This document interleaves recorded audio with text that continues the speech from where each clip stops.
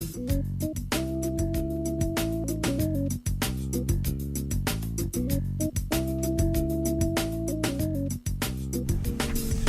buenas tardes, querido Tucumán. Una nueva semana en esto que es Generación Política. ¿Qué pasó en todo este fin de semana? Elecciones demasiado regulares. Unas elecciones en donde se pudo apreciar que las cosas cambiaron. Cambiaron las cosas en este país, en esta provincia también cambiaron. Pero, bueno, como el mundo sigue, empezamos un nuevo programa de Generación Política con algunos personajes, voy a decir funestos personajes que me acompañan como todos los martes y jueves. A mi siniestra, con sonido de presentación, Juan Manuel Frangoulis. ¿Cómo le va? Funestos, pero espero que no tan funestos. ¿Cómo ha cambiado? Mirá, me hago hueco de tus palabras. Es verdad, hágase hueco de mi palabra. ¿Me hago hueco o me hago eco? ¡Hola! Hágase Si me eco. hago hueco es porque las cosas cambiaron y todos cambiamos. Si me hago eco es porque estoy muy preocupado. Bueno, también está acompañándonos como cada martes y jueves. Sí, ya va, no seas ansioso, ya va. Adrián Paz, él también quiere opinar sobre lo que pasó. Acá le convido un vaso de algo fresco. Se le agradece, no podemos decir la marca, ¿no? No, pero No. Le voy a decir, ¿no? La semana pasada compré abajo una agua gaseosa, así se le dice los amigos Agua gaseosa, agua saborizada. del sindicato de aguas gaseosas, y me Agua. cobraron 60 pesos. Bueno, no sea problema que después del domingo todo sube. Vamos a hablar de eso también, no me espero. Es verdad, empezó a subir. Nos despachamos, las elecciones legislativas nos despachó con un aumento entre el 10 y el 12% de los combustibles. Vamos a ver qué trampa nos esconde. Aumentó el combustible. Usted me puede decir, Juan, bueno, pero solamente aumentó una sola cosa No. de todas las cosas que aumentaron. Bueno, tiene dos problemas el aumento del combustible. A ver. Primero, que es formador de precio, con lo cual detrás del aumento del combustible ya se prevé que puede llegar a subir 1 punto la inflación de este mes solo por los combustibles. Pero ¿por qué me dice usted que es formador de precio el combustible, Juan? Y No le porque creo. el combustible es la fuente de energía madre de nuestra industria, y además del desarrollo del transporte, por ejemplo, de personas o de elementos, con lo cual además repercute en el precio de el pan, de la carne, de las cosas de almacén, de las verduras, de las frutas, del colegio, de los chicos, de la escuela, Usted me dice, o de la a ver, medicina prepaga. Usted me dice que sube el combustible y por ende va a subir el precio del pan, porque el tipo que trae el pan a mi barrio va a gastar más en combustible. Sí, y porque además muchas de las etiquetas que se utilizan para embolsar la harina tienen productos derivados del petróleo. Ah, bien, entonces bien. Y entonces, Doblemente sube. si sube el combustible, a las empresas de transporte público, ya sea colectivo o particular, en este caso los taxis, ¿también se les sube el combustible o a ellos no se les sube el combustible? Bueno, de hecho vamos a hablar un poquito más adelante, pero ha salido ya un informe a luz de la Cámara de Transportistas de la Argentina, de Transporte de Pasajeros de la Argentina. Sí. Y dicen que el informe es de julio. Bien. Y ya en julio estimaban un atraso en la tarifa del 73%. Bien, o sea que el colectivo puede pasar a valer de 9 pesos acá en Tucumán a casi 20. A casi 20. Bueno, sí. Juan, cambiamos. Bueno, Juan, tengo un machetito con todas las cosas que va a tener este programa. Usted sabe, además, le quiero dar una mala noticia para No adelantarle. no me va a amargar. No me va a amargar la semana. Estoy en el cambio, Juan. ¿Sabe usted que ya se convocó y ya tiene fecha la próxima audiencia para la suba de la tarifa del gas? ¿Va a subir el gas? No mienta, Juan. No mienta. Parece un panelista de algún programa. De 6, 7, 8, decía un amigo. Claro, Juan, usted me dice que el gas va a subir 40%. Bueno, yo lo desafío a que no. ¿A qué va a ser más? Va a ser más. Bueno, le queremos dar la bienvenida a todos los que martes y jueves están escuchándonos a través del 93.5 MHz de Metropolitana, la radio realmente que tiene muchísimo aguante, y los que nos escuchan a través de www.metropolitana935fm.com.ar. y pasamos a la presentación formal. Adelante. Generación Política, análisis e información de los sucesos del país y de nuestra provincia. Conducción, Álvaro Trejo y Juan Manuel Franjulis. Generación Política, todos los martes y jueves de 17 a 19 horas, por 93.5 FM Metropolitana.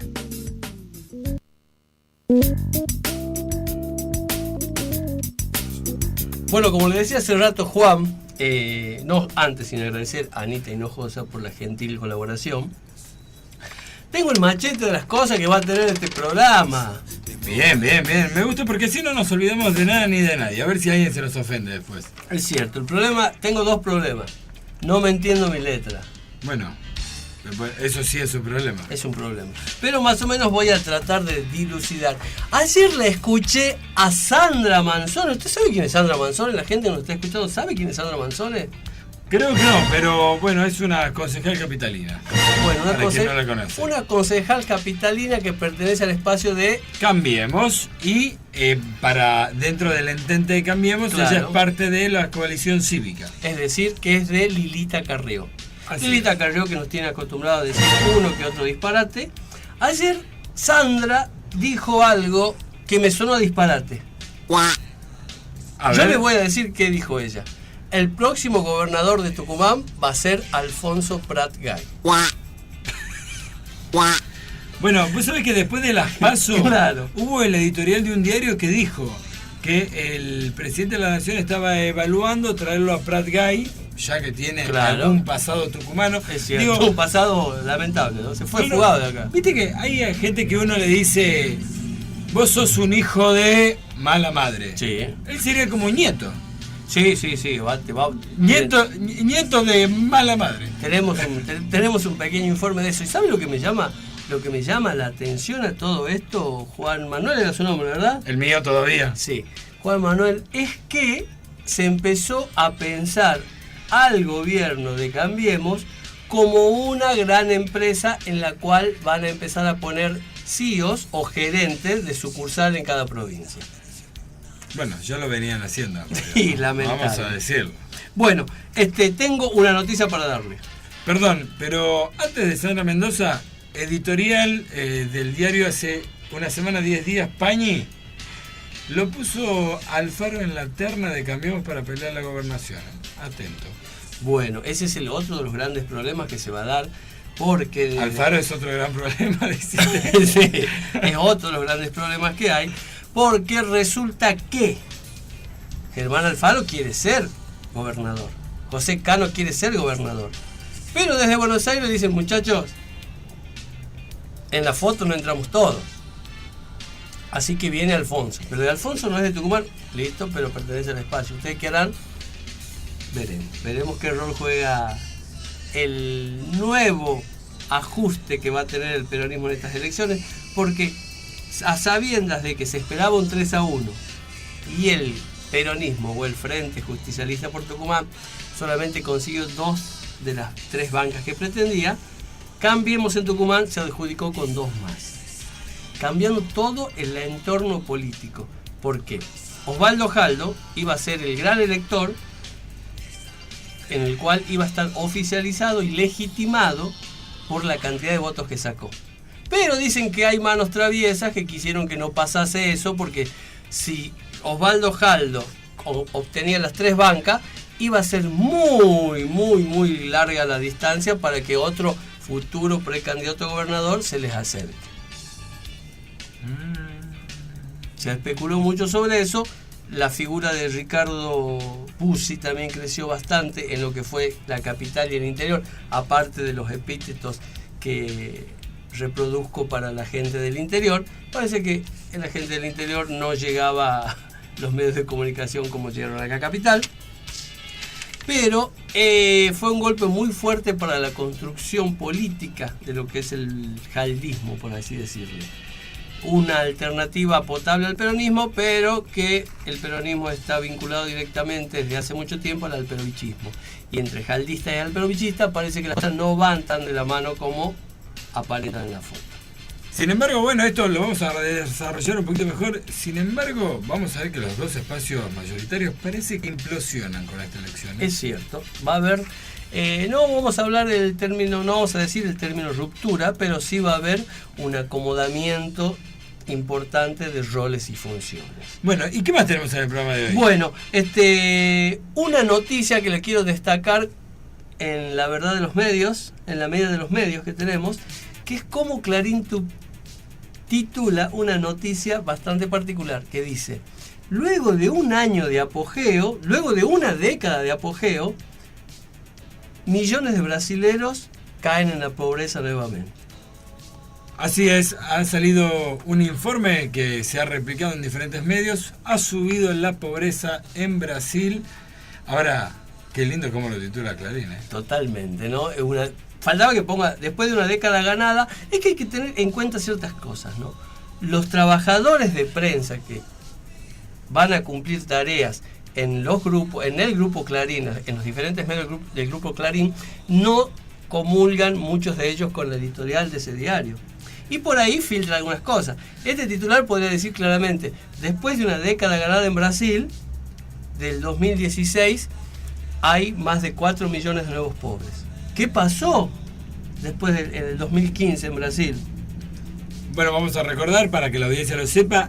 En Brasil, por ahí se adelantaron un poquito los tiempos a la Argentina y están viviendo un proceso parecido al nuestro 6 meses antes que nosotros ya lo empezaron, después de que a Dilma Rousseff se la desplazara en un golpe político, institucional, jurídico y mediático, porque recordemos que se hizo a través del Congreso de Brasil, por lo que ellos llaman pedalada fiscal, que viene a ser una especie de empréstitos adentro del Estado para poder financiar algunas obras. En este caso en particular lo que se financió es la asignación universal por hijo en Brasil, en realidad su equivalente en Brasil, a través de un préstamo interno entre el Tesoro de la Nación de Brasil, el Banco Central de Brasil y el banco y la banca oficial que pagaba.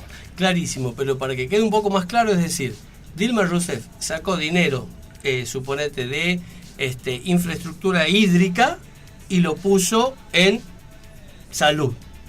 Una cosa así como no para que los chicos coman. Claro, no es que sacó el dinero y se lo llevó a su casa, sino que lo sacó de un lugar del Estado y lo destinó a otro lugar del Estado. A esto hay que sumarle además, que fue la defensa de Dilma Rousseff, que esto se hizo dentro de un año fiscal. ¿Qué quiere decir un año fiscal? El ejercicio fiscal cierra todos los años. Claro. Con lo cual esto se hizo dentro de un ejercicio fiscal y no terminó ese ejercicio fiscal.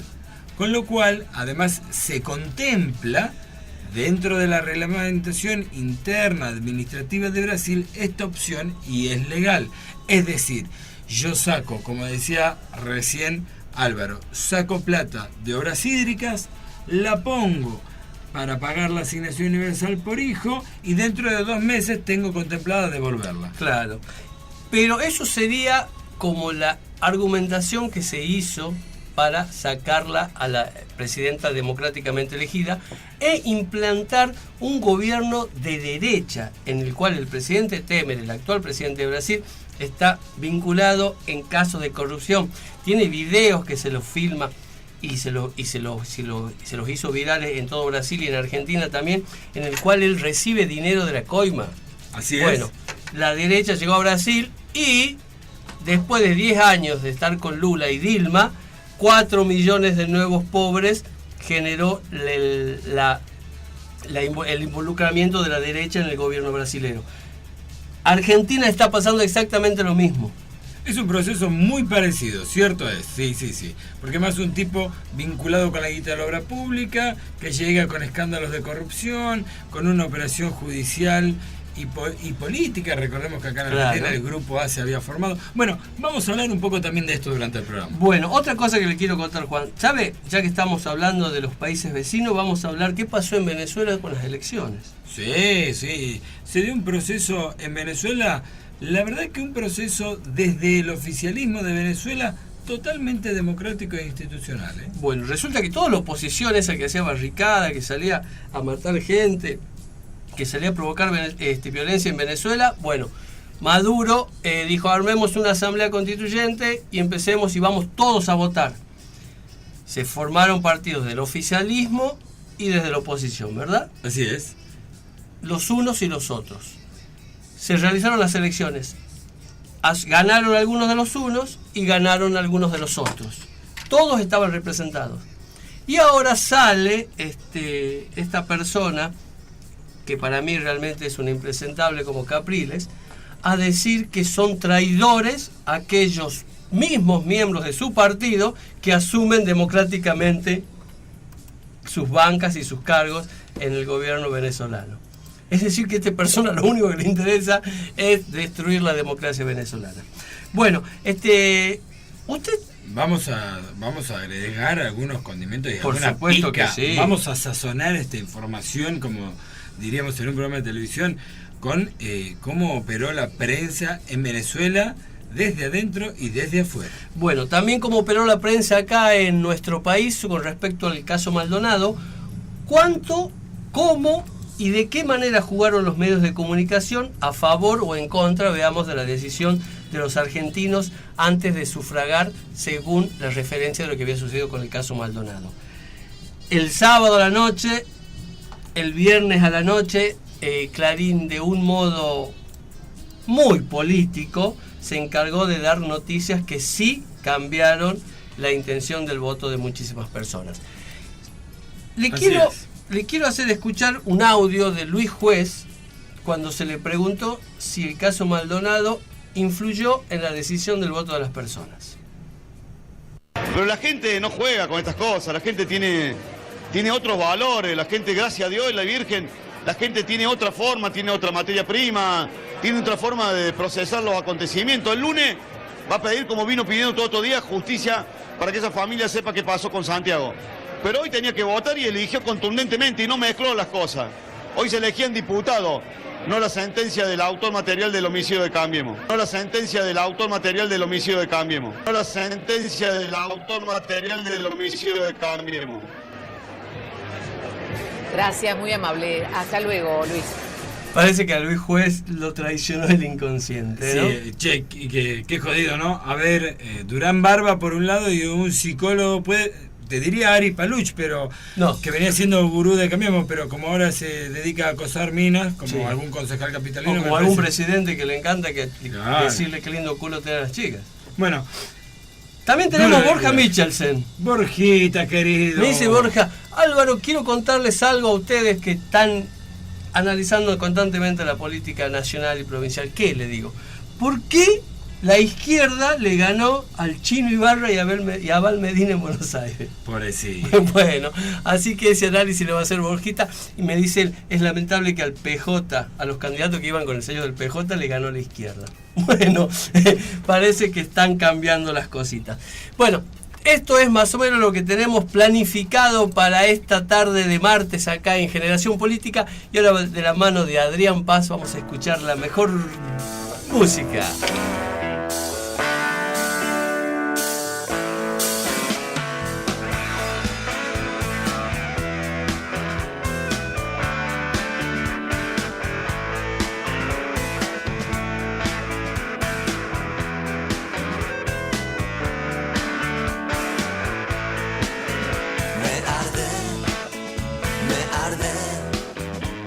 Es tarde para curarme, me arde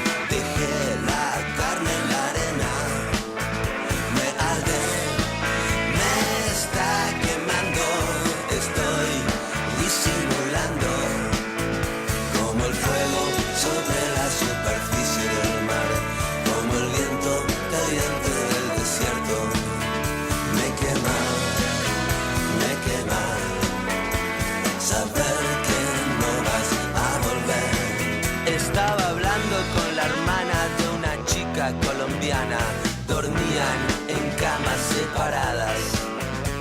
Tomando un cappuccino, era el año nuevo chino en un restaurante argentino. El problema es que la nena era linda pero buena gente y me tocó la frente. Me arde, me está quemando, estoy disimulando como fuego sobre la superficie lunar, como el viento caliente del desierto. Me arde, sí me quema, creer que no vas a volver. Shoot me. Bang, bang, bang, bang.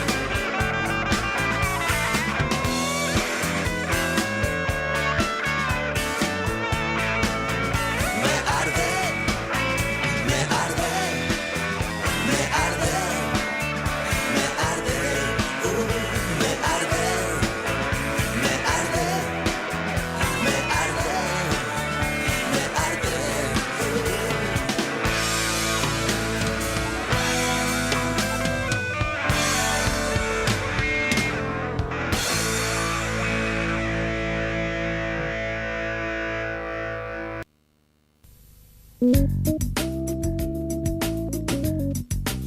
Puedes comunicarte con Generación Política mediante el 3814-022-466 y en Facebook búscanos como Generación Política. Estamos con vos.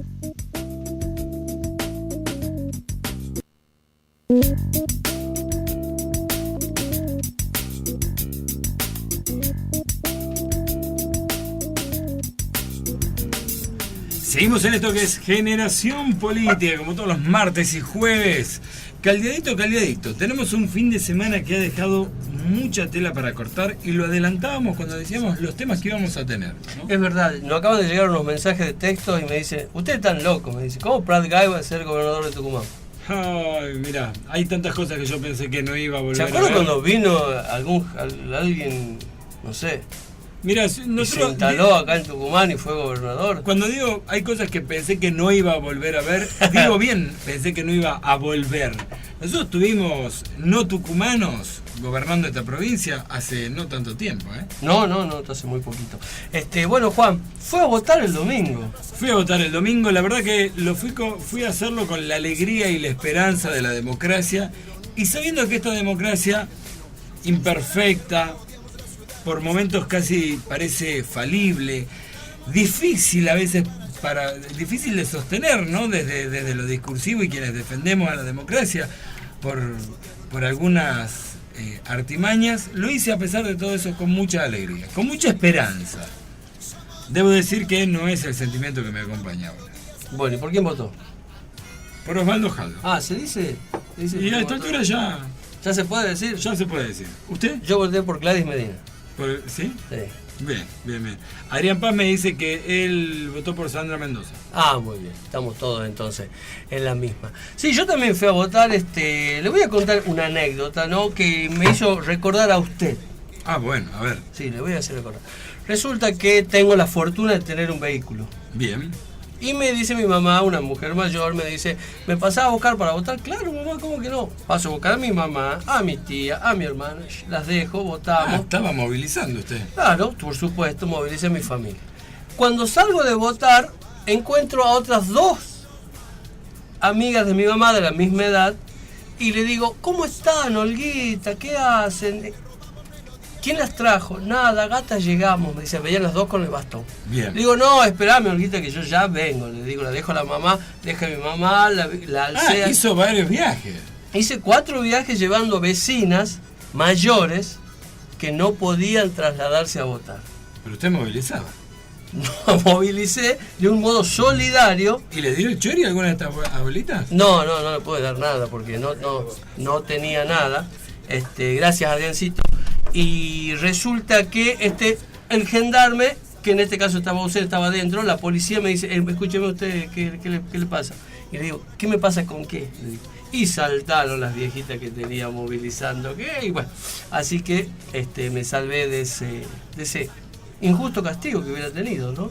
Y me acuerdo de usted, ¿por qué? Porque usted planteó eso en algunos programas anteriores, de que toda esa gente mayor de edad que no puede llegar por sus propios medios a emitir su sufragio, está condenada a no votar por una disposición que puede tener algunos bemoles seguramente, pero que debería estar contemplada. Así es. Vamos a marcar una diferencia con otras prácticas un poco más de desnable. Una cosa es que uno le diga a un vecino, un familiar, un amigo, che, estoy yendo a la escuela, vos estás en la misma, vamos, te acerco.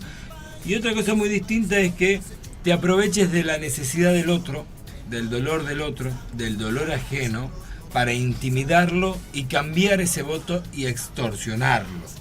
Digo esto porque cuando fui a votar, también vi lamentablemente mucha gente que iba caminando con una moneda espuria.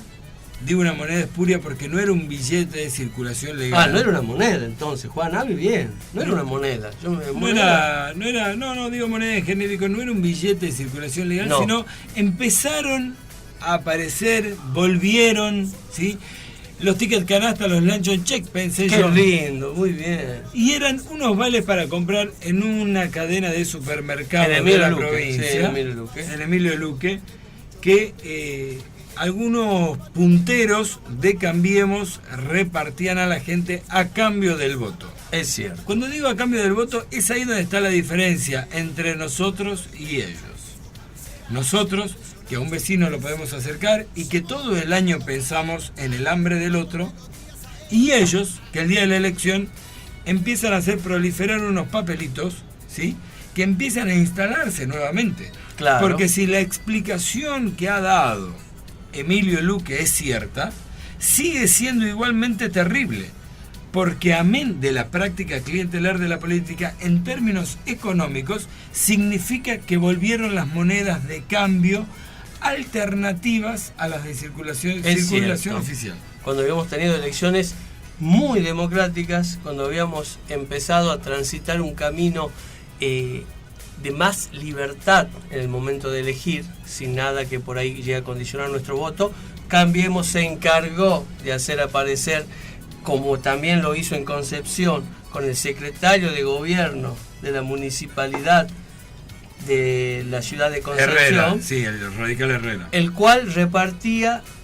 cupones para cambiarlo por 5 kilos de carne. Cuando se le consultó terrible por qué hizo eso, él dijo, no, eso yo le doy cada uno de mis fiscales para que come el día de las elecciones. Hay que comerse un bife crudo, papi, ¿eh? Y 5 kilos de...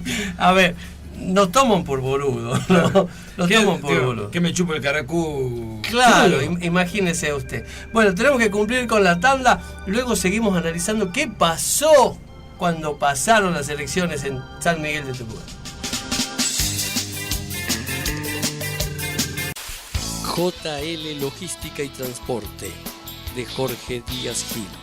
Seguridad, seriedad y puntualidad para todos tus envíos.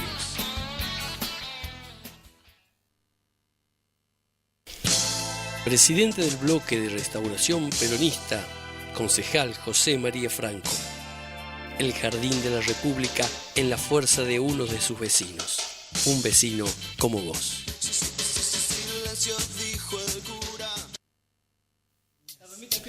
Cuando la juventud está en marcha, el progreso es inevitable. Jefatura de la Juventud, Banda del Río Salí, Carlos More. Concejal Juan Luis Pérez, bloque Tucumán Crece. Para verte linda, para verte feliz, para que San Miguel de Tucumán siga creciendo.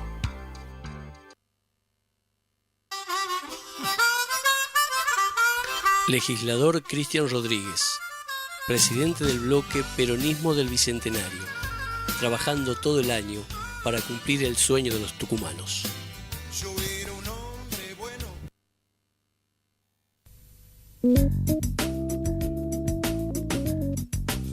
Puedes comunicarte con Generación Política mediante el 3814-022-466 y en Facebook búscanos como Generación Política. Estamos con vos.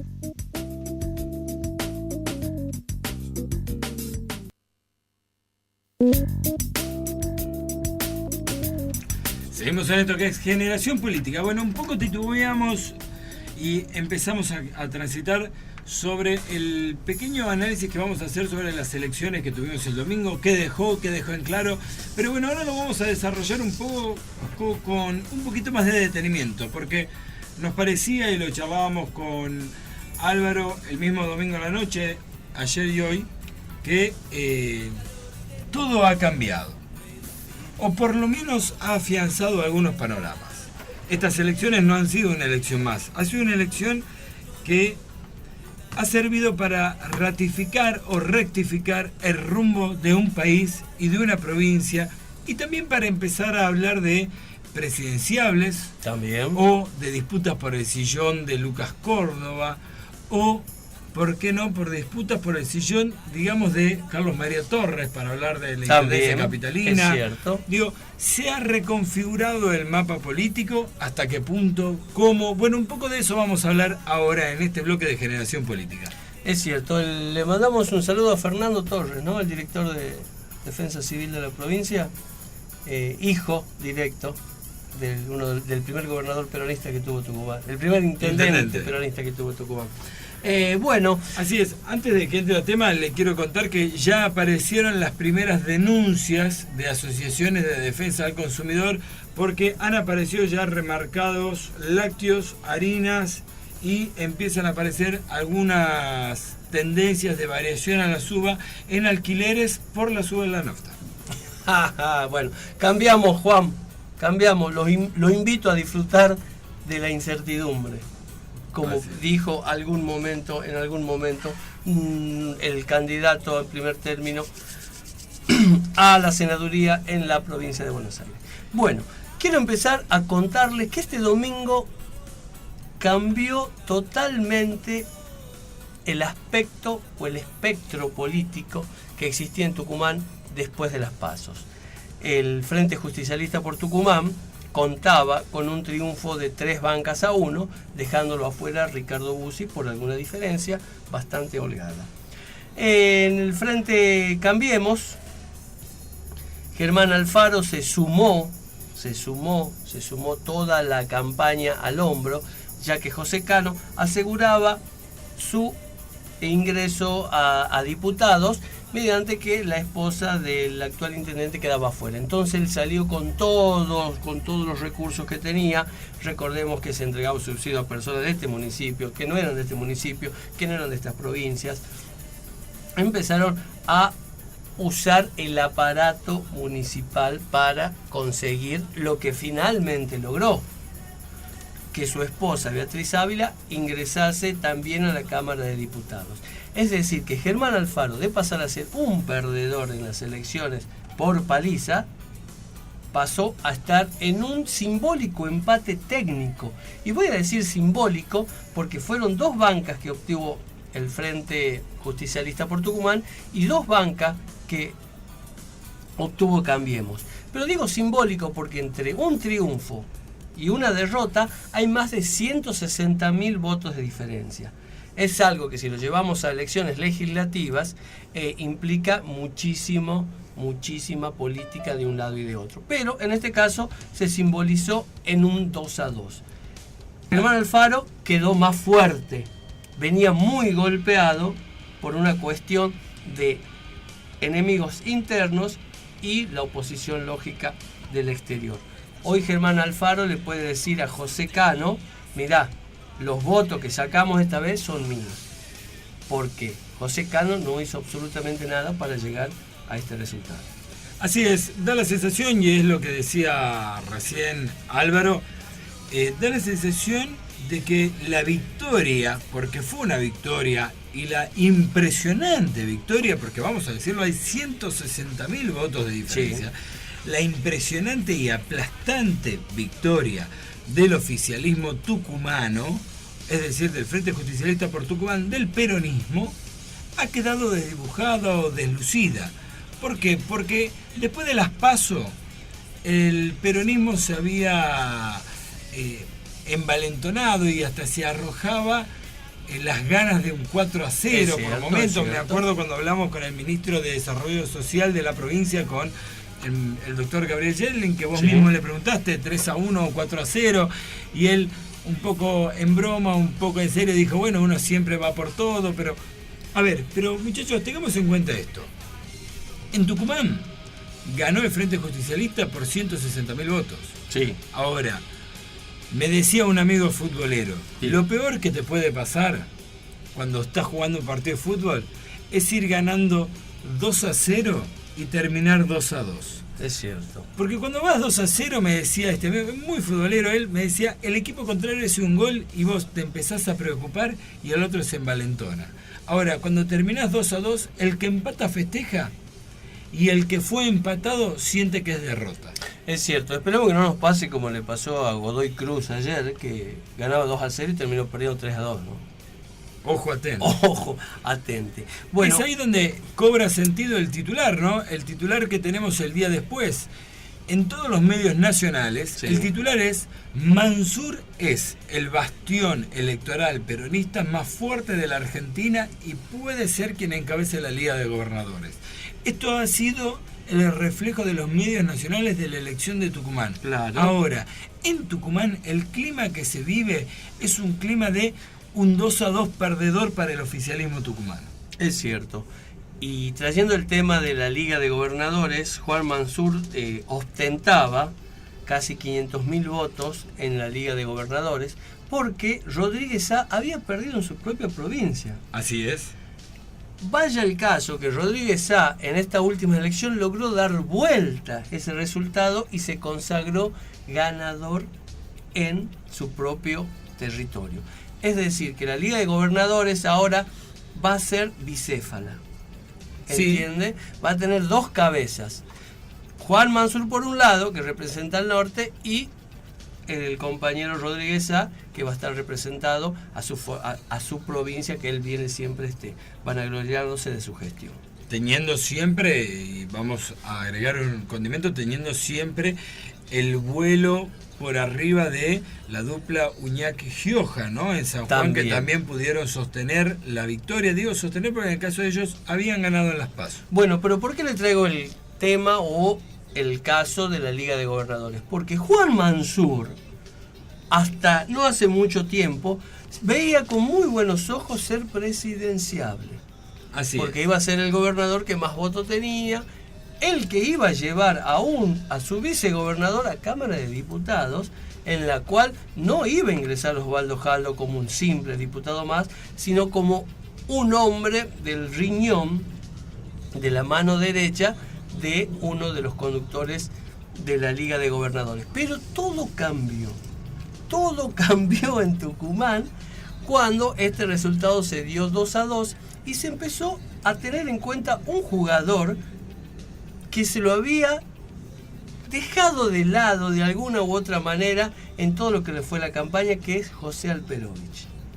José Alperovich aparecía en los actos, iba en los actos. Muchas veces vi que él llegaba, a veces sin invitación, por supuesto que sabía de esto, pero empezaron a decir, podemos sin José.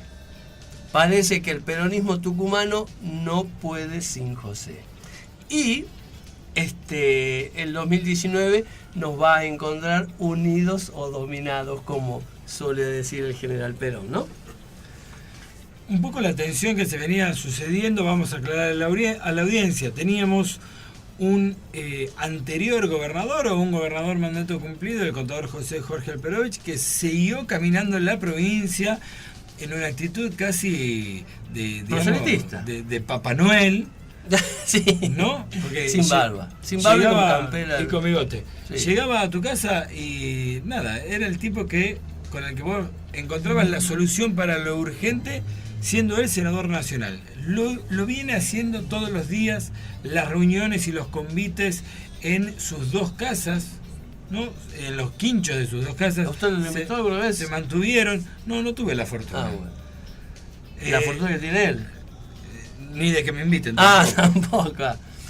Pero las reuniones se mantenían además no solamente de concejales, legisladores, concejales que no llegaron a ser electos para un nuevo periodo, delegados comunales por zona, por región. Siguió movilizándose. Esto era José Jorge Alperovich, fiel Motorizando a su la estilo política. y marcando una diferencia de estilo muy fuerte con Juan Mansur, que recordemos que ya desde el inicio de su gestión, su primera reunión de gabinete fue a las 8 de la mañana en la Casa de Gobierno. Lo cual ya marcó una diferencia de estilo, porque estábamos acostumbrados a ver al gobernador en su casa, en el quincho de su casa, con todo su gabinete arrancando la mañana ahí, tomando unos mates y hablando de la agenda política. Es cierto, ¿no? Cosas raras, ¿no? Porque se festeja, se hace de búnker político Casa de Gobierno, cuando no debería hacerlo. Yo es una crítica que siempre la hice, que me parece que está muy mal implementada. Y viceversa. Que se hizo de la casa de un gobernador el lugar de toma de acción la institucional. Sí. Y apareció de repente en el verano con un Pablo Yedlin que no movía el amperímetro, apareció en una jugada que parecía al principio muy arriesgada y después fue casi maestra, un Osvaldo Jaldo, vicegobernador, en una carrera política siempre en ascenso, encabezando una lista que dio vuelta el peso específico de los lugares de la política. Recordemos, Pablo Yedlin encabezando, las encuestas mayoritarias hablaban de un Cambiemos ganador y de un peronismo perdedor en una provincia como Tucumán, que es de tradición peronista. Jaldo encabeza, hasta nos llevó a pensar un 4-0 a los más soñadores. Es cierto. Y como Juan decía, se cambió el eje de la política argentina porque se trasladó al este de la provincia, es decir, Osvaldo Jaldo con su gente de confianza como ser Darío Monteros empezaron a pensar y a soñar en Osvaldo Jaldo gobernador 2019. Ese sueño era posible hasta el domingo anterior, en el cual el 3-1, el 4-0 lo consolidaría a Osvaldo Jaldo como el gran elector. Así es.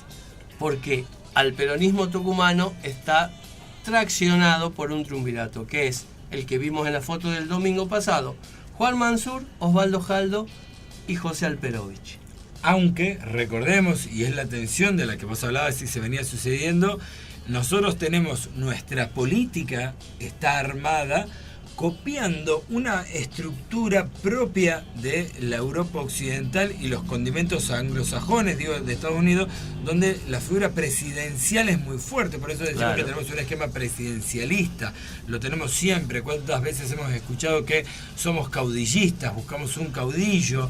O sea, no estamos acostumbrados a una conducción colegiada. Y eso, además, en el peronismo, que tiene la impronta del armado de lo mejor de nuestra tradición militar y además con condimentos de la Iglesia Católica, de la formación de la doctrina social, hace que la figura del conductor sea muy fuerte y es uno.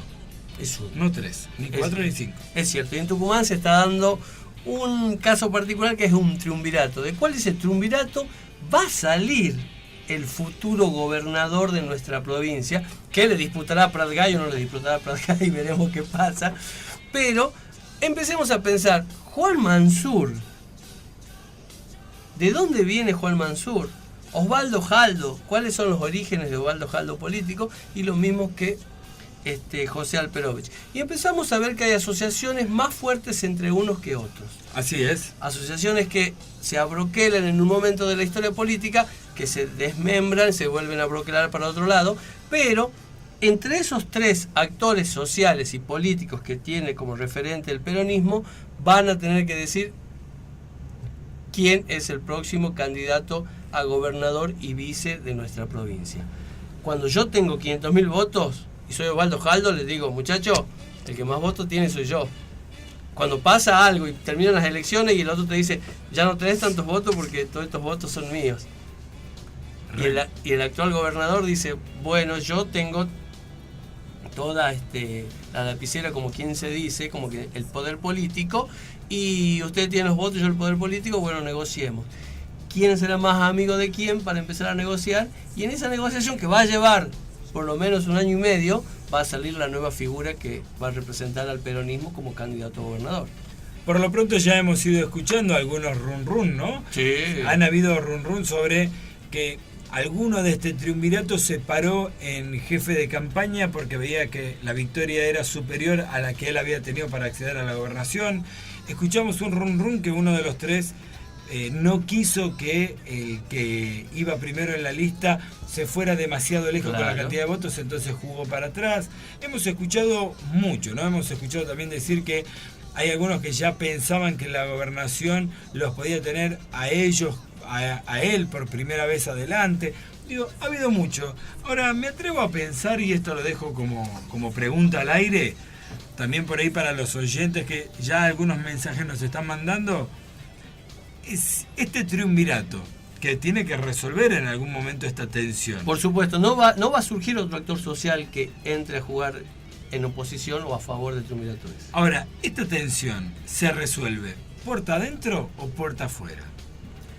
Bueno, yo pienso que se va a resolver puertas adentro y puertas muy cerradas. Los pactos políticos que vienen realizándose en las altas esferas tucumanas tienen ese carácter de ser sorpresivos y de ser sobre todo creados en un ambiente muy íntimo. Juan Mansur es gobernador de Tucumán por una rescisión y un arreglo que hubo en una mesa muy chiquita. En una mesa que recibía llamados de Buenos Aires, sí. Recibía llamados de algún domicilio de acá de Capital, pero se decide en lugares muy cerrados, en donde la gente no va a volver a pasar por una interna electoral, ni siquiera va a ser consultada su opinión para decidir quiénes vamos a tener que apoyar en las próximas elecciones a gobernador en el 2019. Ahora, vamos a dedicarle también, porque el tiempo es tirano, unos minutitos también a la otra vereda. Cambiemos.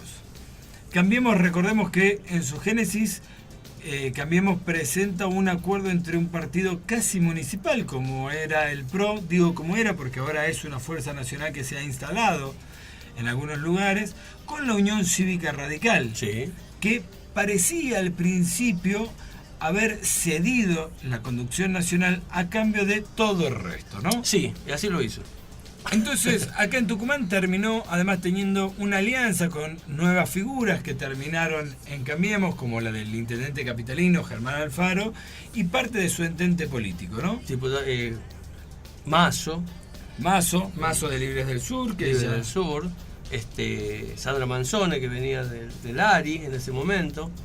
Bueno, en las elecciones de agosto, en las PASO, fue tan mala la performance de José Cano y de Beatriz Ávila y quienes lo acompañaban en la lista, que algunos ya habían firmado el acta de defunción de José Cano.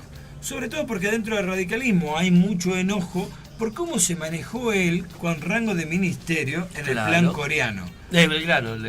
Plan Belgrano, perdone. Ya habían algunas diferencias, pero en ese momento se abrió una brecha mayor. Sí. Es así como hemos visto a la senadora Silvia Elías de Pérez casi no aparecer en la campaña, no figurar, cosa que le valió un reproche. Al contador Domingo Amaya tampoco aparecer en ese momento durante la campaña, claro, a pesar de que al principio había pedido estar en la lista. Cuando lo dejaron fuera de la lista se enojó, pegó el portazo. Bueno, parecía que había implosionado Cambiemos. Y yo creo que esa implosión que usted habla, que es una explosión para adentro, José Cano aún sigue con el certificado de defunción en la espalda. ¿Vio cuando te pegan cositas en la espalda y vos no sabés que la tenés? Bueno, todos están diciendo, bien, José, ganamos la elección, pero dentro de Cambiemos, porque tengo compañeros que están militando en el espacio de Germán Alfaro, nos dicen, no, a las elecciones estas las ganó Germán. Ahí llegamos, a ese punto llegamos. El que movió el aparato fue Germán, el que puso la política fue Germán, el que reclutó a los compañeros y lo activó nuevamente fue Germán Alfaro. A ese punto quiero llegar. Esto, hasta acá era las PASO, ¿no? Y lo que dice su amigo es relativamente cierto. Ahora, Germán Alfaro dijo, sacrificar la vida de José Cano significa también sacrificar este armado político que tiene mis propias aspiraciones personales y a mi mujer en parte de un proyecto político, ella segunda en la lista, recordemos, pero además le truncaba aspiraciones a una intendencia que hasta acá se pudo sostener con plata que la nación le había mandado por afuera de la provincia. Recordemos que hubieron solamente 3 intendencias que recibieron 2 veces ATN no reembolsables. Digo, había toda una movida. ¿Cuáles fueron? Concepción, Yerbabuena y Sami de Tucumán recibieron más de una vez ATN por fuera del presupuesto provincial. Bueno, Germán Alfaro se puso al frente y empezó a trabajar puertas adentro del municipio y hacia afuera, y empezó a salir y empezó a buscar el voto y armó una estrategia que lo tuvo a él como jefe de campaña, casi como si él fuera el candidato, ¿no? Una cosa parecida a la que supo hacer Mansur como casi jefe de campaña de Jaldo, diciendo yo voy con Jaldo. Bueno, una cosa así quiso hacer Germán Alfaro, con la diferencia que parecía que él era el candidato. Sí, lo mismo sucedió en provincia de Buenos Aires, que Vidal salió a hablar por Esteban Bullrich en todas las oportunidades, en todos los canales de televisión, lo llevaba de la mano, lo sentaba y no lo dejaba hablar. Así es, nunca se lo escuchó de Esteban Bullrich. Yo recién lo escuché a la mañana. Así yo no tuve la fortuna. No se privó de nada. Es decir que en Cambiemos también se están acomodando nuevamente las estanterías y Germán Alfaro se adjudica toda la victoria y a José Cano le soban la espalda, pero cuando le sobaron la espalda le pegaron el certificado de defunción, ¿no? Ahora, termina siendo una pieza necesaria para Germán Alfaro, salvo que sus aspiraciones a la gobernación puedan cumplirse, porque acá empiezan a aparecer 2 condimentos. Primero, la nación que dice la figura de confianza que nosotros teníamos, que era José Cano, porque vamos a decir esto, Germán Alfaro es un ex peronista de Amalia, extraño en las filas de Cambiemos, no da ni siquiera con el estereotipo de Cambiemos. O sea, el hombre de confianza de Cambiemos a nivel nacional era Cano, una figura devaluada, siempre perdedora, siempre atrás, la verdad que solamente un tipo de denuncia. Referente regional, Pablo Walter. Entonces vieron la posibilidad, y esto lo anunciaron otros medios, de que Pratgay juegue una ficha acá. Con lo cual a Germán le parece que la gobernación todavía le queda un poquito lejos. Y para repetir la intendencia, José Cano se vuelve muy útil, porque es el freno al ascenso de Silvia Elías de Pérez, quien todavía reclama la intendencia para sí, porque ellos evalúan, Radicales en Acción, que es el grupo de Silvia Elías de Pérez, evalúan que Germán Alfaro es intendente con votos más cercanos a ellos que a Germán Alfaro. Aparte tenemos que hacer esta visión muy objetiva. Si entre la gente de Cambiemos tienen que elegir a Silvia Elías de Pérez, a José Cano o a Germán Alfaro para volver a disputar la intendencia, no lo van a dudar en ningún momento en poner a un actor político de su más extrema confianza. Es decir, la gente de Cambiemos el Cambiemos Nacional no va a optar por Germán Alfaro para repetir la fórmula. Es decir, que uno de los creadores de Cambiemos acá en Tucumán, como Germán Alfaro, corre mucho riesgo de quedarse fuera de todo lo que se armó si no es fenuflexo a las aspiraciones que tenga Mauricio Macri o la gente que le diga las cosas que hacer a Mauricio Macri. Así es. Bueno, así se está cambiando el panorama político.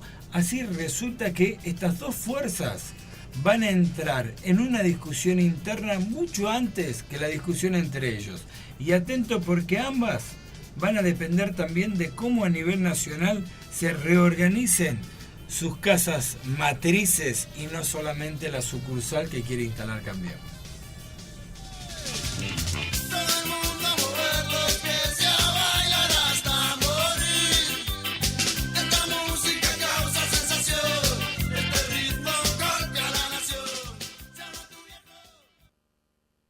Metropolitana FM. Entonces se transforman en acción.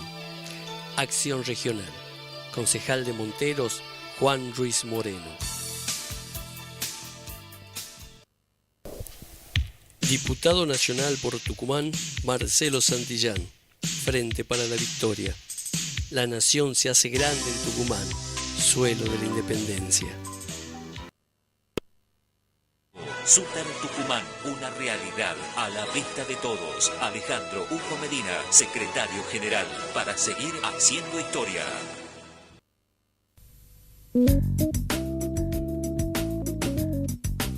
Puedes comunicarte con Generación Política mediante el 3814-022-466 y en Facebook búscanos como Generación Política. Estamos con vos.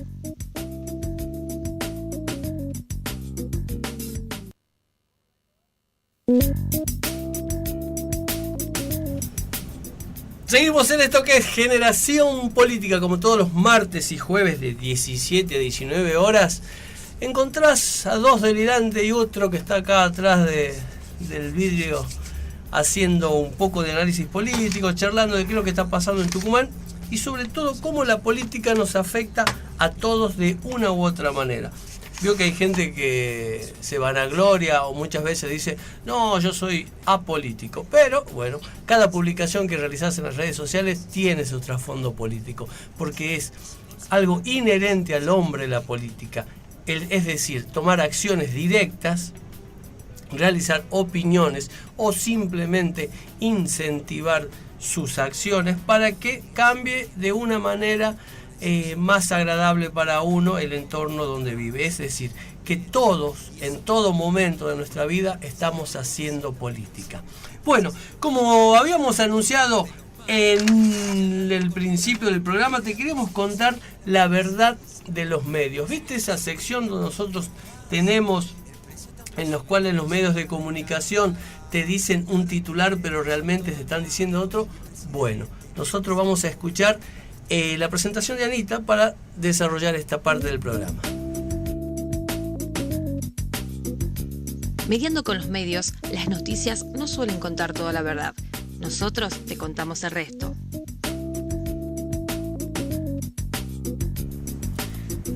Diario Clarín titula el 23 de octubre de 2017, o sea, un día después de las elecciones, ¿no? Tras una década de auge, millones vuelven a la pobreza en Brasil. Bueno, y tiene una bajada bastante interesante. Dice que entre el año 2014 y el 2004 y el 2014, periodo en el que estuvo Lula y Dilma Rousseff de presidente, 30 millones de brasileros salieron de la pobreza. Es decir, que 30 millones de habitantes de Brasil dejaron de ser pobres. Pero cuando se fueron, cuando le echaron a Dilma Rousseff, empezó a entrar un gobierno de la derecha que trajo 4 nuevos millones de personas que cayeron bajo el umbral de la pobreza. Es decir, que se tomó 10 años sacar a 30 millones de brasileros de la pobreza para que la derecha en pocos años, en 1 año y 8 meses y 9 meses, se hayan encargado de generar 4 millones de pobres más en Brasil. Así es. Así es. Triste presente el de Brasil porque además, vamos a decir, hablamos del país vecino no solo porque está viviendo un proceso similar a la Argentina, sino porque también en un momento ha sido utilizado como referencia para nuevas medidas a tomar, ¿no? Claro. En Argentina tenemos que ser como Brasil, Juan. Claro, en Argentina se habla de la década ganada y se contestaba que no había sido una década ganada, que había sido una década saqueada, que los millones de pobres que habían salido de la pobreza, de lo triste de la pobreza, no importaban. Bueno, en Brasil había sucedido algo parecido. También se lo utilizó cuando el presidente de la Nación dijo querer avanzar en una reforma laboral sector por sector, gremio por gremio, que es una cosa parecida a la que hizo Temer en Brasil. Digo, la modificación en... la flexibilización laboral. Claro, la flexibilización laboral, lisa y llana, que el presidente la volvió a poner en agenda ayer. Sí, totalmente. Ayer y hoy a la mañana, en sus declaraciones públicas. Digo, Brasil no nos queda tan lejos. Esto es lo preocupante. Es cierto. Y así como en Brasil hay 4 millones de pobres nuevos, de nuevos pobres después de su década, del auge que tuvieron en la última década, vamos a decir que Argentina tiene según el Observatorio de la Pobreza de la Universidad Católica Argentina, digo, no lo está diciendo el grupo bolchevique kirchnerista, digo, lo dice la UCA, hay 1,5 millones más de pobreza en la Argentina. Es cierto. Y nosotros traemos este dato a colación por la siguiente ecuación que nos lleva a pensar que Latinoamérica está siendo, no sé si usar el término atacada por un aire de derecha, sino está siendo invadida, tampoco quiero usar el término. Argentina no está siendo invadida, no está siendo atacada. Y sabe, Juan, me quedan muy pocos sinónimos para tratar de explicar cómo la derecha está tratando de hacer pie nuevamente en todo lo que es América Latina. Hablamos del último bastión que tenemos, que es Bolivia, en el cual también está pasando por momentos totalmente álgidos y sobre todo belicosos de la derecha, que quiere recuperar el poder para ellos y sus empresas. Porque nosotros pensamos a Brasil, cuando lo vemos a Brasil en la actualidad, y cómo lo veíamos a Brasil anteriormente. Nosotros veíamos a una Argentina unida a un país hermano brasilero, en los cuales compartíamos el comercio, las exportaciones y las importaciones, compartíamos decisiones políticas sobre derechos humanos y sobre derechos de los trabajadores. Y hoy estamos viendo que Argentina está compartiendo con Brasil exactamente los mismos parámetros políticos y sociales. Se ve con buenos ojos que Brasil tenga una durísima flexibilización laboral para sus trabajadores, porque en Argentina se intenta hacer lo mismo. Se está teniendo políticamente con buenos ojos que Brasil derroque a una presidente constitucionalmente elegida por el pueblo para poner a un representante de la corrupción brasilera, pero que responde a los intereses económicos de una derecha mundial. En Argentina existe algo muy parecido, porque Mauricio Macri llegó de las manos de los votos populares, pero con todo tipo de medidas antipopulares. Desde el mismo día que asumió, Mauricio Macri se encargó de dar beneficios a las empresas, a las mineras y a todo el grupo económico que hizo posible que él llegase ahí. Llegó ahí, no de un modo casual, sino para que ejecute toda esta política de saqueo, que es sacar los recursos naturales de una población para entregárselos a la banca privada. Por eso es que Brasil es una vidriera donde nos tenemos que mirar. Y si un periódico, en este caso Clarín, que responde la línea editorial a ellos, y no siempre los periodistas que trabajan ahí, nos dicen que Brasil sacó 30 millones de brasileños en la época que estuvo Dilma Rousseff y Lula da Silva, y ahora que vino a la derecha se volvió a encargar de crear 4 millones más de nuevos pobres en solamente 1 año y 9 meses. Argentina es el espejo de Brasil. Ahora te quiero traer, ¿no? Ya que hiciste este paralelismo, la verdad que muy certero, muy claro, y que lo comparto, realmente lo comparto. Hasta comparto el armado de las causas, ¿no? Es cierto. La bajeza del armado de las causas contra Dilma y contra Lula. A Lula, una de las causas que le han armado es de traición a la patria. Digo, ¿a Cristina? Parecidito, ¿no? A Cristina la misma, ¿no? Bueno, digo, ¿qué sucede en Argentina? Y esto te lo pregunto en serio, es una pregunta que yo me hago. En el 2015, muchos decían, bueno, Mauricio Macri mintió sistemáticamente. Es cierto, y utilizaban como ejemplo el debate, ¿no? Bien. Uno decía, no, todos sabíamos lo que Macri iba a hacer.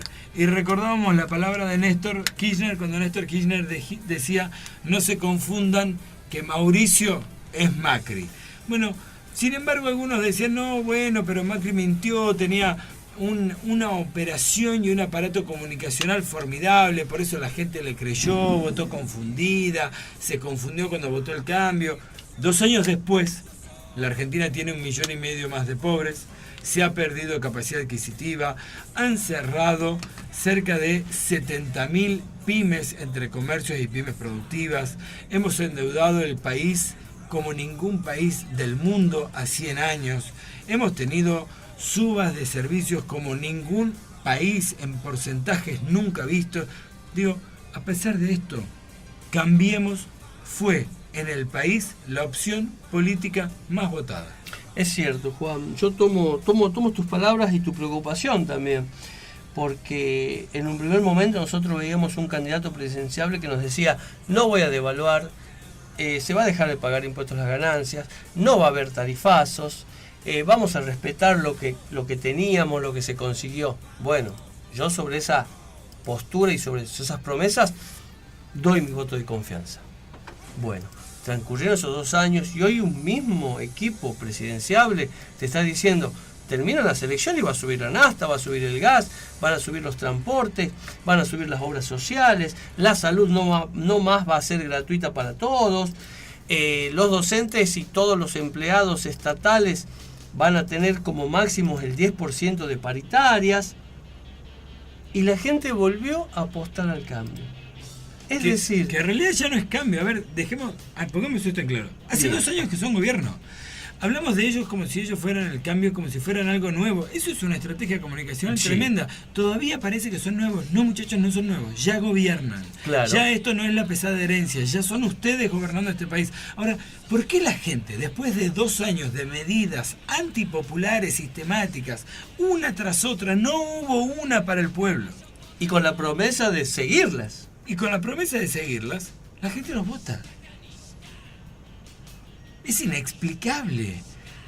Es la pulsión hacia la autodestrucción. O sea, el tipo que peores medidas ha tomado para el pueblo es el más votado por el pueblo. Es cierto, cuando a mí me preguntan sobre eso, empiezo a hacer un pequeño intento de esgrimir algún concepto sociológico que me remita a entender el porqué de todo esto. Cuando Néstor Kirchner llega a nuestro país, la palabra política era algo prohibido en la mesa de los argentinos. Sí. Nadie osaba hablar de política porque la política era horrible, era lo peor del mundo. Luego Néstor Kirchner viene y transforma todo este concepto y vuelve a imponer el debate y la charla política en la mesa de todos los argentinos. Todos empezamos a opinar y nos dimos cuenta que nuestra opinión y nuestro voto eran empoderados en base a nuestra decisión. Luego empezaron a trabajar sobre ese mismo concepto grandes mecanismos comunicacionales que te dijeron: Juan, ya te diste cuenta que estás empoderado gracias a un voto. Bueno, pero ¿vos sabés a quién vas a votar? Bueno, yo te voy a decir a quién no vas a votar. Y empezaron a traicionar el voto de odio. Empezaron a decirte que todos roban, no te dijeron que robaban. Te decían que todos eran corruptos, no te mostraban cuáles eran las causas. Constantemente usaban el término en potencial para decir que Juan Manuel Frangoulis habría realizado ciertos actos de corrupción. Y usando los 4 grandes canales de aire que existen en el país y las repetidoras en su provincia, porque acá Canal 10 es repetidora de Canal 13, y todos los programas satélites, te empezaron a generar la posverdad. Sí. Y decir, en un primer momento me di cuenta que mi voto valía, pero no sabía qué hacer con él. En el segundo momento me dijeron: esto no tenés que hacer con tu voto. Y en un tercer momento fue cuando apareció uno de los colores por preferencia en la comunicación visual, que es el amarillo, para decirte: esto es lo que tenés que votar si odias a esto. ¿Por qué? Porque todos los amarillistas, los que pertenecían a Cambiemos, se encargaban de reforzar el discurso. Ni siquiera generaban opinión, sino que venían a reforzar la opinión que ya se había instalado en los medios de comunicación. Y es por eso que la gente hoy, yo creo, que tuvo ese voto suicida y votó en contra de sus propios intereses. Porque después de haber puesto el voto por Cambiemos el domingo hasta las 6 de la tarde, a las 0 horas del día lunes las naftas le habían aumentado el 12%, implicando el aumento del pan, del combustible, del colegio, del transporte, del taxi, de todo. Es decir, fue una maquinaria aceitada y en perfecto funcionamiento para que el empoderamiento que en algún momento sentiste con tu voto se vuelva tan banal en las manos de otras personas. Y así como en la provincia también se ha cambiado el panorama político, también lo ha sucedido en la nación. Recordemos que esta elección no solamente ratificaba o rectificaba, como decimos siempre, el rumbo de un gobierno nacional, que en este caso lo ratificó, lamentablemente lo ratificó de esta forma, porque un par de horas después ya teníamos la suba de nafta, porque después ya teníamos la anuencia presidencial para que se hagan las audiencias para la suba de tarifas. También ha modificado hacia adentro el esquema de los partidos. Cambiemos ha sentado una bandera muy importante, obteniendo la victoria a nivel nacional en cantidad de votos, pero además ha hecho lo propio en 13 distritos donde es cabeza. Así como hay distritos donde ha salido segundo, como en Tucumán, lo cual lo vuelve la segunda fuerza política, que no es menor, en 13 distritos es cabeza. Y es cabeza con un triunvirato también que da la posibilidad de la alternancia.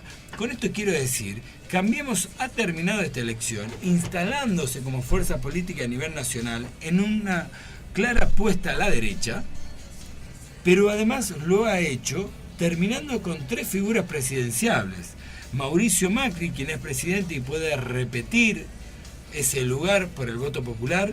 También aparecen María Eugenia Vidal, que parece ser la gran electora bonaerense, y finalmente aparece Elisa Carrió, que a pesar de los desmanes de sus dichos, de la bajeza lingüística que ha utilizado para referirse a sus contrincantes, que lo horrible de su dialéctica con respecto a Santiago Maldonado, tuvo la mejor elección en su carrera política, que le ha significado casi 1 millón de votos, duplicando a quien le seguía, que era Daniel Filmus, Gabriela Cerruti y Juan Cabandíe, por Unidad Ciudadana. Digo, esa mujer que además ha festejado por partida doble, y así lo dijo, porque en su provincia natal también entiende ella que enterró un presidenciable peronista como lo era hasta ese momento, quizás el tiempo permita volver a instalarlo, a quien fue jefe de gabinete, es verdad, de todos los argentinos, al Coqui Capitanich. Eso ha sucedido en Cambiemos. Ahora, ¿qué ha sucedido en la vereda enfrente? En la vereda enfrente, Unidad Ciudadana fue en Buenos Aires y en gran parte de los distritos nacionales fue por fuera del PJ. Implosionó el PJ, partió el peronismo en expresiones partidarias diferentes y ha sacrificado a muchos presidenciables. Algunos me gustan más que otros. Es cierto. Cristina ha sufrido una derrota que no esperaba. La ha sufrido Urtubey, que estaba 14 puntos arriba de Cambiemos y terminó abajo. Bueno, pero también es muy cuestionable esa pérdida de Urtubey, ¿no? Sí, sí. Ha perdido Massa nuevamente, que es como Cano, donde se presenta pierde. Ha perdido Randazzo, que tenía aspiraciones presidenciales, pero además ha perdido horrorosamente. Sí, ya Borja Michel se nos va a contar con quién perdió, ¿no? Bueno, digo, el peronismo se debe también una crítica donde hoy no parecen haber figuras presidenciales fuertes como sí lo tienen lamentablemente Cambiemos. Porque lo que hace fuerte a un presidenciable en Cambiemos es realmente el atentar constantemente contra los intereses del pueblo. Porque Mauricio Macri no trajo una propuesta a favor del pueblo y sobre todo se vanagloria de no querer hacerlo, anunciándonos más y más ajustes. Bueno, tenemos una comunicación telefónica. Muy buenas tardes, Gustavo Luján, ¿cómo estás? ¿Qué tal? Buenas tardes. Gustavo, ¿por qué se ríe, Juan? No, lo escucho a Gustavo Luján. ¿Lo escucha? Sí, sí. Hola, buenas tardes. Hola, Gustavo, ¿cómo estás? Contanos qué va a suceder este sábado 28 de octubre acá en Tucumán. El 28 de octubre será una próxima edición de lo que llamamos Música y Letra. Música y Letra está organizado por el colectivo cultural Escuchara, que es un colectivo multiartístico. Principalmente se congrega un equipo de poetas, de escritores en realidad, que salen a abrir la arena la arena de ideas hacia otro tipo de arte. El Música y Letra es una de las actividades de Escuchara que se realiza en el espacio del Munt. Este sábado va a ser una nueva edición. Los Música y Letra empezaron el año pasado, por suerte, cada 2 meses aproximadamente aparece el evento, se da continuidad. Este sábado en música está invitado Darío Roldán. Bien, sí. Hay lectores de sus obras. Este sábado están invitadas Estela Porta, Marcos Bauzá, Pablo Doncelli, Franco Caracho, Priscila Gil y Mónica Mera en las letras. Va a suceder otro evento bastante interesante. Desde Escuchara tenemos unas puestas, acciones performáticas, ahora se les da el nombre de estridulaciones, en donde... ¿Cómo es el nombre, Gustavo? Estridulaciones se le llama ahora. Muy bien. A estas acciones performáticas, porque se sale a poner el cuerpo cuando uno declama. Claro. En este caso se trabajará sobre poesía del poeta tucumano Juan José Hernández, con una pequeña apuesta que se llama de memorias, de siestas y de azares, en donde va a aparecer algunos elementos simbólicos, va a aparecer algo de música, pero principalmente va a estar puesta la belleza de la poesía de Juan José Hernández. Y va a suceder otra cosa interesante también. Hay un colectivo, en realidad es una productora audiovisual que se llama Midas, en Tucumán, que viene con un proyecto muy interesante, muy bonito, en el que se llama Se Miran Letras. Entonces, ¿Se miran letras? Se miran letras. Bien. Sí. ¿De qué trata eso, Gustavo? ¿Cómo? ¿De qué trata eso, Se Miran Letras? Te comento, se están convocando distintos escritores. Sí. En los cuales se leen producciones de estos escritores o de otros escritores, se filman muy hermosamente en plazas, en lugares, claro, en contacto con las locaciones son públicas, parques, con luz natural, con sonido natural, y son subidas a un canal de YouTube. Ah, perfecto. Lo cual es interesante porque como documento del registro de lo que está transitando las letras en Tucumán, es necesario buenos registros, y en este caso Se Miran Letras tienen buenos registros.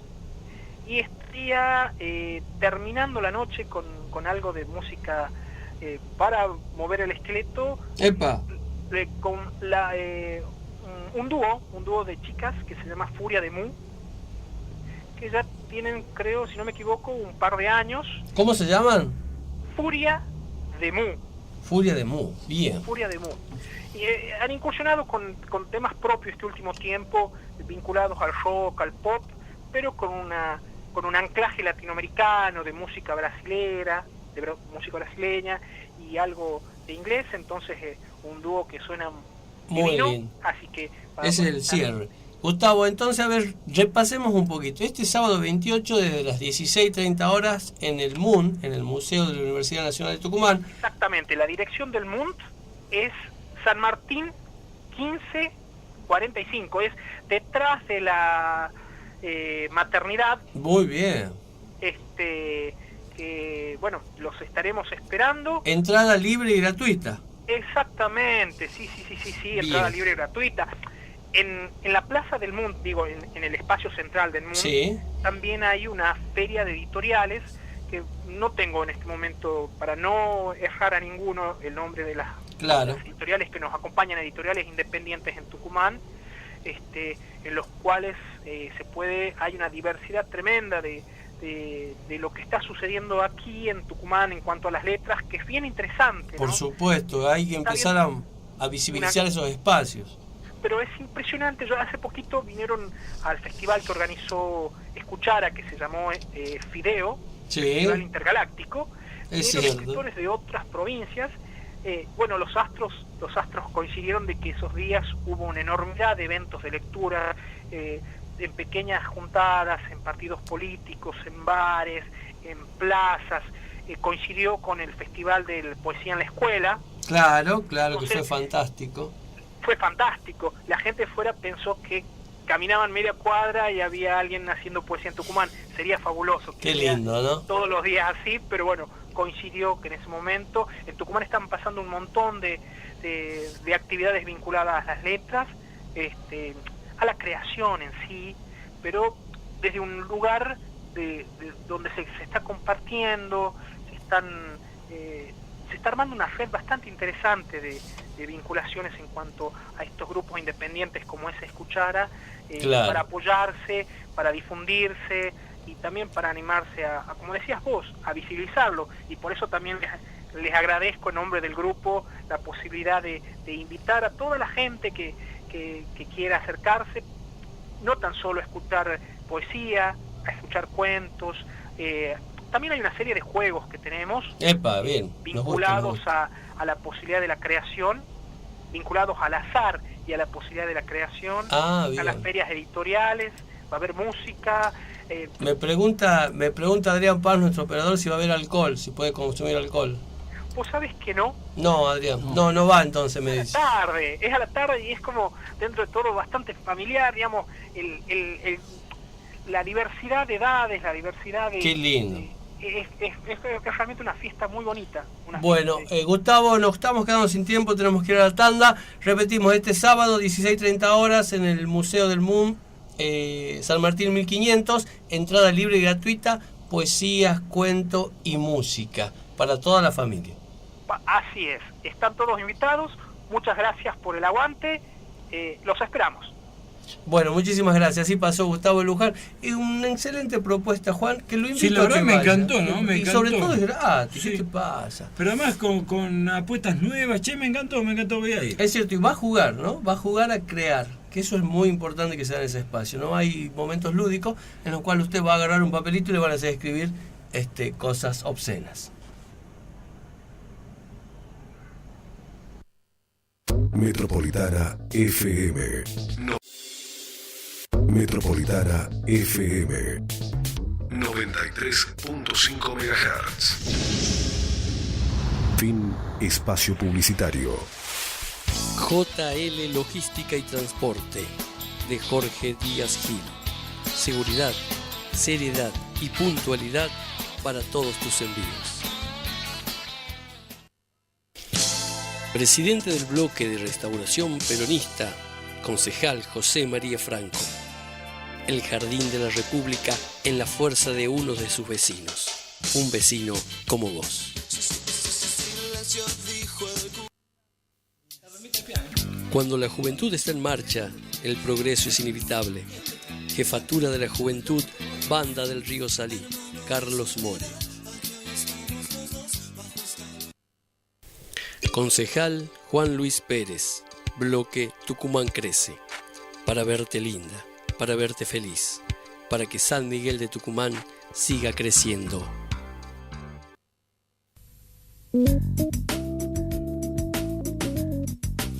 Puedes comunicarte con Generación Política mediante el 3814-022-466 y en Facebook búscanos como Generación Política. Estamos con vos.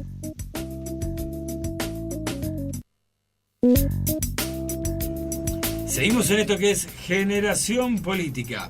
Bueno, hemos recibido algunos saludos, algunos mensajes y seguimos, ¿no? Algunos insultos también recibimos. Algunos insultos, sí, también vamos a decir. Hay cosas que... Hay preguntas de gente que manda mensajes de WhatsApp que yo no sé si son intimidatorios, si son amenazas directamente. Cuando me preguntan, ¿vos lo conocés a tal? Ahí me suena...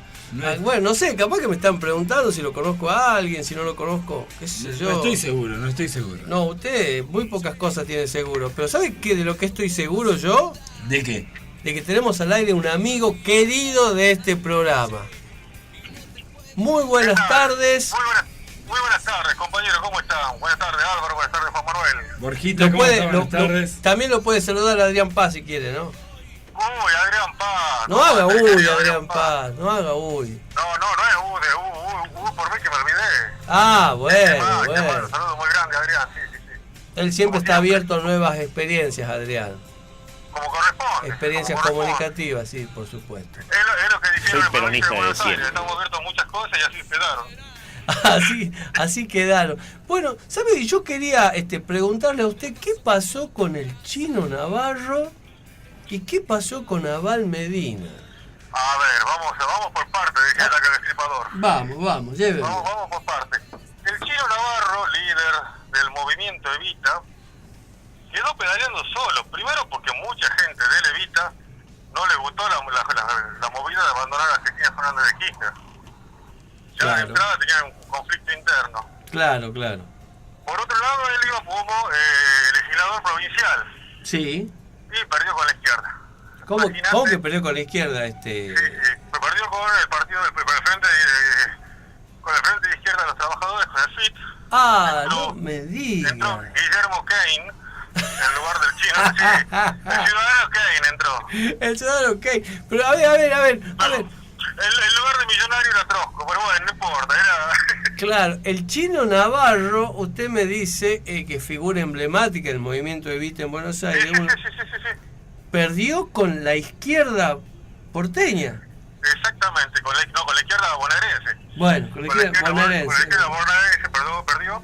Y Juan Abal Medina, que iba segundo en la lista, no llegó a entrar. Claro. Y quedó detrás de Nicolás del Caño, que quedaba detrás de Nicolás del Caño y Romina del Pla. Claro, pero fueron lo trascendental de esto es que fueron con el sello del PJ, del Partido Justicialista. Exactamente, Randazzo, recordemos que era la fórmula de Randazzo cumplir, que iba con todo el sello del PJ, con todo el aparato del PJ, no con el aparato, pero sí con las el imágenes. sello, con los fondos. Recordemos Es que cierto. elección a elección, cada vez que un partido se presenta, los votos obtenidos en la elección anterior le habilita cierta cantidad de fondos para la participación de la próxima contienda electoral. Claro. Bueno, todos esos fondos estaban reunidos en Randazzo. Por ejemplo, Cristina no tenía prácticamente fondos más que lo que tuviera la voluntad del gobierno nacional de soltarle para la participación. Bueno, que Cristina no tenga fondos también es medio dudoso, ¿no? Claro. Obviamente, porque muchos intendentes, Claro, mucha plata en juego hubo en esta campaña. Sí. Bueno, pero imagínate que el oficialismo ya, hoy por decreto ya autorizó, imagínate, después de las elecciones ya autorizó 400 millones de pesos más para el pago de deuda. No, deuda para rato tenemos. Claro, pero digo... Para publicidad para el jefe de gabinete. Ah, sí, es cierto. ¿Qué un dato tener? ¿Cuántos millones dijo? 400 millones. 400 millones va a tener Marquitos Peña para... Peña, sí, para que sigamos manteniendo los trolls que se dedican a insultar a víctimas de ¿No querían mantener vagos? Bueno, les vamos informando que 400 millones son para mantener trolls de Marquitos Peña. ¿Usted sabe cómo se sale de la crisis? Le preguntaron a un funcionario de Cambiemos y dijo, claro, endeudándonos. ¿Y cómo salimos de las deudas? Mientras tengamos déficit fiscal tenemos que seguir endeudándonos. ¿Y cómo salimos de las deudas? ¿Cómo salimos del déficit fiscal? Cuando dicen déficit fiscal ya sabemos que son dos cosas. Son tres cosas: educación, salud, seguridad no, porque seguridad van a llenar. Claro. Eso. Pero salud, educación y planes sociales. Olvídate. Claro. Todo lo demás genera bonanza. Todo lo demás genera esperanza y buenas ilusiones. Lo llamativo es que sería interesante porque con el maltrato que ha tenido la familia Santiago Maldonado, con lo que hemos visto de represiones indiscriminadas, con lo que hemos visto las fuerzas persiguiendo a una persona que corta una ruta, y todo lo demás, y con las represiones y los movimientos de encapuchados extrañamente impunes pintando el obelisco, lo raro es que se sigue votando ese partido, y con los exabruptos de los candidatos, lo raro es que se sigue votando ese partido y con más votos todavía. Borjita, le voy a hacer escuchar lo que dijo Luis Juez sobre si la gente influenció en la gente el caso Maldonado o no lo hizo. Escuche bien lo que dijo. Pero la gente no juega con estas cosas, la gente tiene otros valores, la gente, gracias a Dios y la Virgen, la gente tiene otra forma, tiene otra materia prima, tiene otra forma de procesar los acontecimientos. El lunes va a pedir, como vino pidiendo todo otro día, justicia para que esa familia sepa qué pasó con Santiago. Pero hoy tenía que votar y eligió contundentemente y no mezcló las cosas. Hoy se elegían diputados, no la sentencia del autor material del homicidio de Cambiemos. No la sentencia del autor material del homicidio de Cambiemos. No la sentencia del autor material del homicidio de Cambiemos. ¿Puedo escuchar, Borjita? Sí, para. ¿Dijo la sentencia del autor material del homicidio de Cambiemos? sí, dijo. Le falló el inconsciente, ¿no? Es decir, que la gente no jugó. Bueno, lo que dijo. Querida, chofer, déjeme acá que me quiero bajar, ¿no? No se baje, Borja, no se baje, que en esta lucha estamos hasta el final. Hasta el final, hasta que nos vengan a buscar como gendarmería. Es cierto, uno tiene esa sensación, no digamos, si a una expresidenta le pueden inventar una causa, claro, como traición a la patria por el memorándum de Irán, uno dice un tipo de a pie, ¿qué puede esperar de la justicia? A Borjita se le puede tirar un par de kilos en el living de la casa y no le cuenta. Nada, claro. Es cierto. En el atón me tengo un par de kilos, pero son rebeldes, no se quieren ir. Escúcheme, Borjita, me saco de tema, justo le estaba por preguntar algo y me sacó de tema. Estábamos con el tema del Chino Navarro y de cómo quedó el sello del PJ. Es cierto. A ver, el PJ bonaerense deberá primero reevaluar cuál es la figura que tiene, y la única figura que aparece potable es la de Cristina Fernández de Kirchner, que obtuvo sola el 37% de los votos. Es cierto, y fue senadora. Es actual senadora. El Scioli entró como quinto diputado. Mire usted cómo son las cosas. Bien. Empezamos a ver cómo quedaron las bancas a nivel país. Juan tenía los datos de cómo habíamos quedado las bancas, porque ahora para todas las... A ver, si se intenta tratar la flexibilización laboral, se va a necesitar un tercio de la cantidad de las bancas. Dos tercios. Mayoría especial. Mayoría especial. Juan lo acaba de decir el término que no me acordaba. Mayoría especial. Es decir, claro, que no le va a alcanzar a Cambiemos con las bancas que tuvo en estas elecciones. Digamos, si lo que se conoce como el kirchnerismo, lo que se conoce como el Frente para la Victoria, que ahora está aglutinado en Unidad Ciudadana, se mantiene homogéneo como hasta ahora, va a resultar muy difícil. Lo cierto es que ya los sindicatos, las patronales y el gobierno lo dan por hecho. Claro. ¿Lo dan por hecho qué? A la flexibilización laboral. No me diga eso, Borja. Me está bajando noticias de Buenos Aires que me da mucho miedo. Yo no le puedo mentir, es lo que está pasando y era a lo que tenemos que poner. Recuerde usted que hay una... Vamos a ver. A ver, ¿por qué gremio puede estar de acuerdo con eso? Dígame que usted cree en la seguridad jurídica. Ahí que tenemos un consulto ahí. ¿Qué será la seguridad jurídica? ¿En general o para este gobierno? Son dos cosas distintas. En general. Es verdad, para este gobierno tener previsibilidad de aquello que puede acontecernos en función de lo que nosotros hagamos. O sea, está escrito que si yo hago determinada cosa, puedo tener esta consecuencia por parte del aparato represivo, claro, legal y legítimo del Estado. Perfecto. ¿Y para este gobierno qué sería? ¿Y la seguridad jurídica? Avisarte que te voy a cagar. O la seguridad jurídica sería, de última, actuar a sabiendas de que existe un aparato jurídico que me respalda. Exactamente. Miremos cómo era. Antes no había seguridad jurídica porque se tocaban los intereses de los poderosos. Ahora hay seguridad jurídica porque se tocan los intereses de los trabajadores. Mire cómo va cambiando la visión. Qué lindo, cambiamos. Cómo cambia el paradigma de tal manera que incluso el propio trabajador vea eso con buenos ojos. Eso lo doloroso. Pero porque a mí que me llenen la urna de votos no me molesta, al contrario. Lo que me molesta es que me llenen la urna de votos personas convencidas de que están haciendo bien, cuando le están cercenando los derechos en la cara. Claro. Pero le están diciendo, pero si no votas esto, aquello que viene es mucho peor. Mira toda esta gente que está desfilando por tribunales con todas estas causas porque son chorros. No están desfilando por chorros, están desfilando por el memorándum en Irán, porque pusieron mal un sello, porque, ¿entendés? Ya, es así, es una persecución lisa y llanamente, una persecución política. ¿Y usted lo que hizo Comodoro Pi en las últimas elecciones no se vio nunca. Qué bárbaro, ¿no? ¿Cómo empezaron a manejar el ariete de campaña que fue Comodoro Pi no se lo vio nunca. Es verdad. Así que bueno. Y va a seguir, ¿eh?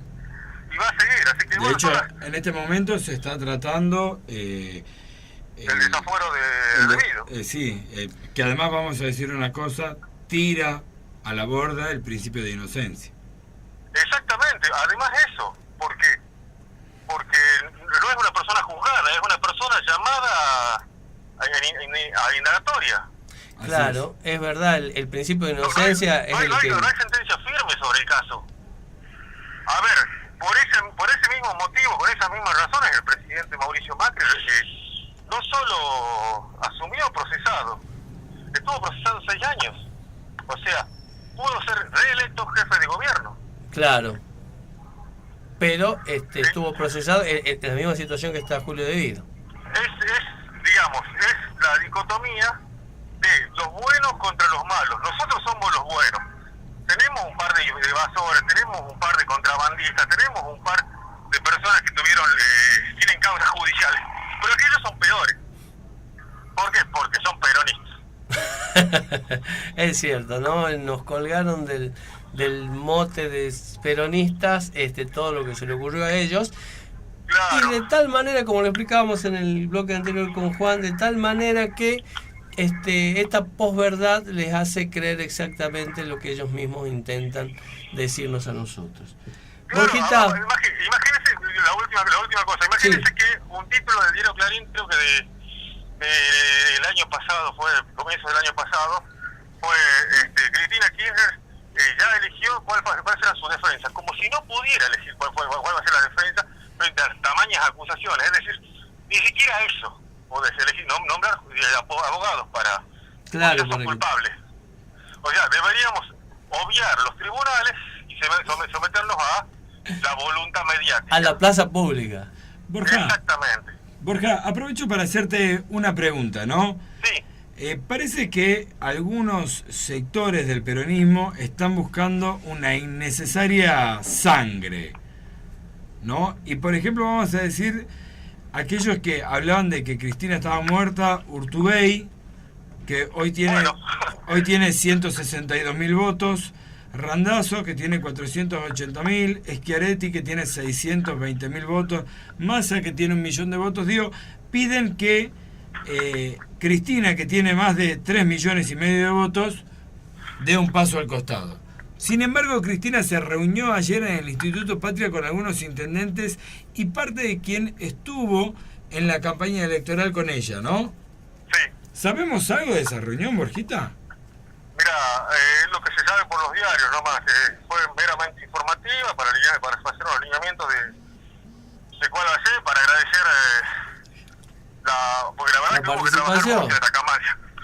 En esta campaña hubo que trabajar mucho, así que para agradecer, para reconocer, porque los candidatos, todos los candidatos estuvieron moviendo durante toda la campaña. Entonces, más que nada eso, para ver cuál será el lineamiento, es lo que trascendió. Habrá habido otras negociaciones, no lo conozco. Lo que sí debería conocerlo, ¿no? Para la próxima estaría pendiente. Sí, lo que sí decía al comienzo Juan Manuel es real. Todos los que fueron con el PRO quedaron afuera. Es cierto. Y es real porque entre el original y la copia, uno quiere el original, y el original era PRO. Es cierto. Borja Michelsen, muchísimas gracias por tu participación y te esperamos el jueves que viene, ¿te parece? Hasta el jueves, compañeros. Muchísimas gracias. Un abrazo. Bueno, ¿sabe usted, Juan? Usted sabe que yo estoy vinculado un poco con la comunicación política, me hago cargo de algunas campañas, de algunos compañeros que necesitan por ahí visibilizar su tarea, todas esas cosas. Tengo miedo del lugar al que está yendo, pero bueno, sí lo sé. Bueno, resulta que estuvimos en un simposio de toda esta gente que se junta a hacer comunicación política y sacamos en claro los nuevos spots y los nuevos eslogan para la campaña presidencial 2019. Uy, Dios, quisiera escucharlo. Uno de ellos dice: vamos a reducirle el sueldo a todos los trabajadores argentinos. Y tiramos globos y aplaudimos y salimos bailando así los candidatos. Pero usted me...